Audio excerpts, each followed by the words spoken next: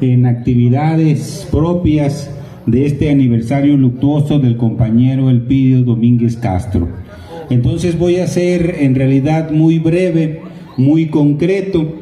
Bueno, pues primero reciban saludos del Consejo Supremo Indígena de Michoacán, reciban cordiales y fraternales saludos.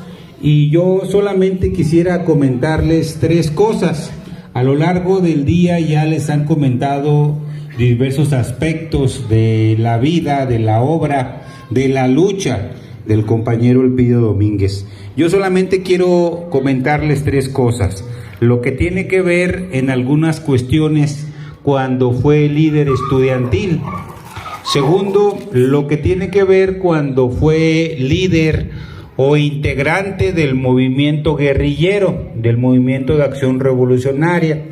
Y tercero, algunas cosas que realizó como líder social, como defensor del territorio de la tierra comunal. Bueno, comentarles uno de los aspectos poco conocidos es que el profesor Elpidio Domínguez Castro también fue un líder estudiantil.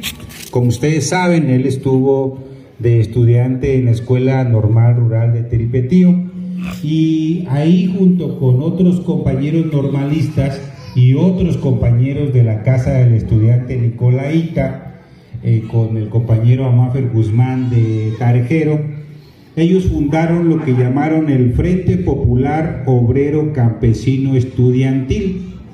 Este frente tenía diversos objetivos. Uno de ellos fue tomar tierras.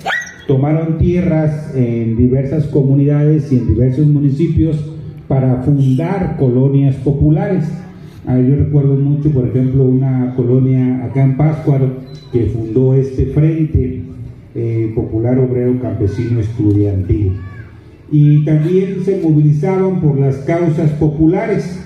Recuerdo, por ejemplo, hay un trabajo de la doctora Verónica Utió donde establecía que luchaban por llevar servicios públicos, agua, drenaje, alumbrado a las colonias populares de Morelia y de otros lados donde no había estos servicios básicos.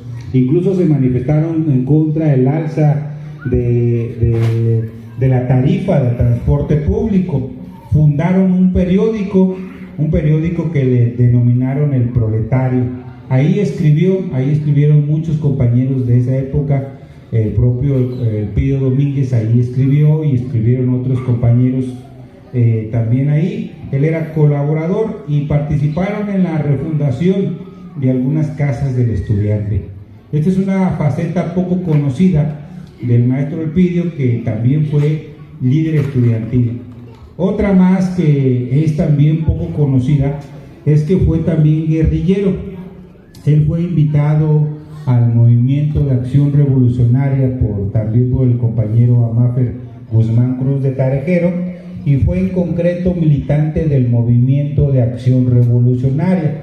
Es un movimiento que emergió en la década de los 70 del siglo pasado y que tenía una formación política en la antigua Unión Soviética. También tuvo una formación militar en Corea del Norte. Y incluso algunos compañeros dicen que hubo también formación de contrainteligencia en Cuba. Entonces es poco conocido, pero es cierto que el compañero Elpidio fue militante de este movimiento de acción revolucionaria. Su seudónimo él se puso a sí mismo, porque todos tenían un seudónimo, él se puso el seudónimo de Jerónimo y participó en diversas escuelas político-militares. Hay una que está bien establecida que hubo en San Juan Tumbio. Ahí, por ejemplo, de 1 a 10 de junio del 74 recibieron formación político-militar. Es de los pocos casos donde ha participado también la iglesia en un movimiento armado, porque ahí en la iglesia de San Juan Tumbio fue donde se recibió toda esta formación. Y realizó diversas acciones militares en favor de la guerrilla, diversas expropiaciones. Él estuvo 2 meses en la sierra de Atoyac, allá en el campamento del Ciruelar. ahí estuvo en formación político-militar con el compañero Lucio Cabañas y el Partido de los Pobres. Lucio Cabañas y el Partido de los Pobres, en conjunto con el Movimiento de Acción Revolucionaria, hicieron una alianza para formar una guerrilla de tipo rural aquí en Michoacán, y este intercambio fue que se fue para allá el compañero, junto con otros compañeros, fueron compañeros de Cherán, de Tarejero, de diversos lugares, y estuvieron allá 2 meses. Estuvo incluso realizando trabajo político en una columna, solucionando diversos problemas comunales.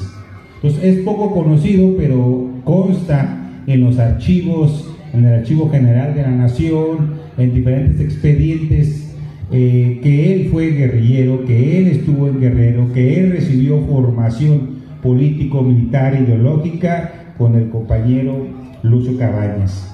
Y otra cuestión que quiero comentarles es también un poco sobre lo que hizo como líder social.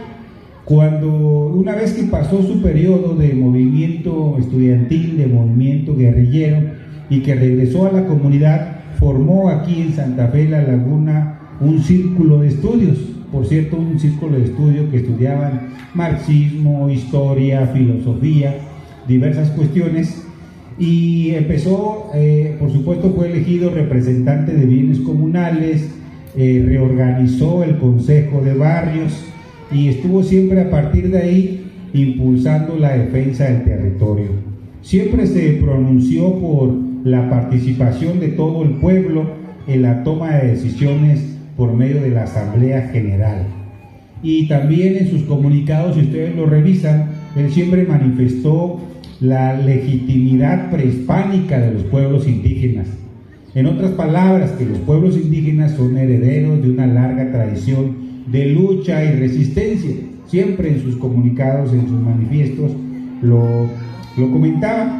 También es poco conocido, pero seguramente muchos de aquí lo van a recordar. Él fundó el Consejo Purépecha Independiente, este primer Consejo Purépecha Supremo Independiente, que estaba formado por 16 comunidades y ejidos. Entonces nosotros vemos que el compañero Elpidio es un ejemplo de cómo recibió esta formación político y militar. Formación política, por supuesto, en la Escuela Normal Rural de Tiripetío, formación política, por supuesto, también con el compañero Lucio Cabañas, pero también formación militar, formación allá en la guerrilla, en Guerrero, aquí en el mar. Entonces tuvo esa importante formación político y militar. También realizó, por supuesto, muchos trabajos sociales. Ya lo comentaba, él siempre enarboló o cuidó o luchó por diversas causas populares.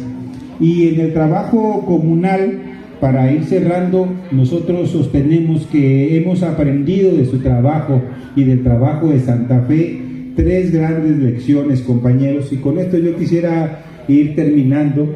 La primera lección que aprendimos del compañero Elpidio en el desarrollo histórico de su lucha es que la lección más importante que nos brinda es que la lucha más importante es la lucha por el territorio. La lucha histórica de los pueblos indígenas es la defensa de la tierra comunal, y eso por supuesto lo vivieron ustedes y el compañero Elpidio. La segunda es que es primero la comunidad y después el yo particular. Primero el interés de todo el pueblo y después los intereses particulares.